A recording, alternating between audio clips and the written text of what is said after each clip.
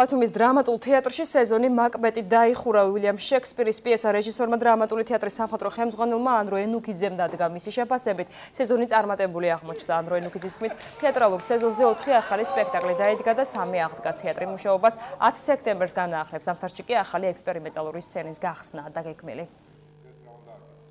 დაიდგა ძალიან საინტერესო სპექტაკლები, გარდა იმისა, რაც მე დავდგი ბატონმა ავთვარსმაშვილმა დადგა ძალიან საინტერესო სპექტაკლი, ძალიან საინტერესო სპექტაკლი დადგა ბატონმა ლაშა შეროზიამ, ელექტრა დადგა ჩარკვიანმა და მე დავდგი მაკბეტი. სეზონით გულწრფელად მაყოფილი ვარ ასეთ სპექტაკლებს და ეს არა მხოლოდ ჩემი აზრი, საკმარისია პრესას გადახედოთ. მე მგონი ინადრებდა ყველა თეატრი, იმედი მაქვს, რომ არა მარტო საქართველოში, მომავლის გეგმებიც და იმედებიც გვაქვს. გვეჩვენება, რომ მომავალი სეზონი უფრო საინტერესო იქნება. აქცენტი ქონდა აღებული ხარისხზე და გემოვნებიანი სპექტაკლების შექმნაზე. ამაზე არა მარტო მე ვლაპარაკობ, ამაზე ლაპარაკობს ძალიან ბევრი თეატრმცოდნე, ვინაც ნახა სპექტაკლი და მაყურებელი აბსოლუტურად კმაყოფილია ჩვენი თეატრის წლევანდელი სეზონით.